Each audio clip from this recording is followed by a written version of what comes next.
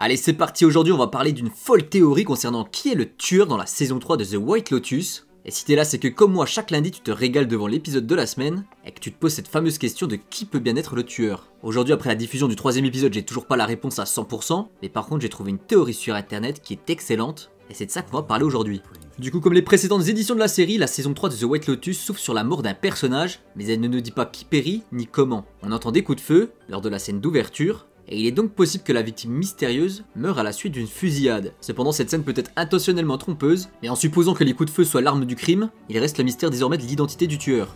Et parmi les personnes les plus suspectes de la station balnéaire thaïlandaise, on trouve Rick et Timothée. Cependant, l'une des théories les plus courantes fait état d'un tueur bien plus surprenant. Et pour le coup, je suis tout à fait d'accord que The White Lotus pourrait prendre cette direction sauvage. Et il est naturel pour les téléspectateurs de supposer que c'est un des personnages humains de la saison 3 de The White Lotus qui tire dans la scène d'ouverture, mais l'une des meilleures théories suggère le contraire. En effet, la série de HBO est connue pour s'attarder sur des détails mineurs qui deviennent importants par la suite. Et je sais pas si t'as remarqué, mais lors des 2 premiers épisodes, on accorde une grande attention aux singes, et les personnages commentent à plusieurs reprises leur présence. Et bien qu'une telle réaction de la part d'étrangers qui ne sont pas habitués à voir des singes soit crédible, il semble qu'il y ait bien plus que cela dans leurs commentaires. En effet, le premier épisode de la saison 3 de The White Lotus mentionne même que les singes peuvent être agressifs et dangereux, et la théorie va dans ce sens-là, car pour moi la meilleure théorie pense qu'un singe pourrait avoir tiré avec le pistolet lors de la scène d'ouverture. Et cette théorie est de plus en plus répandue, et que oui évidemment il y aura un conflit majeur entre plusieurs des personnages principaux, mais que lors de ce conflit, les singes mettront la main sur l'objet alors qu'il est déjà chargé. Et bien que ce scénario paraisse farfelu,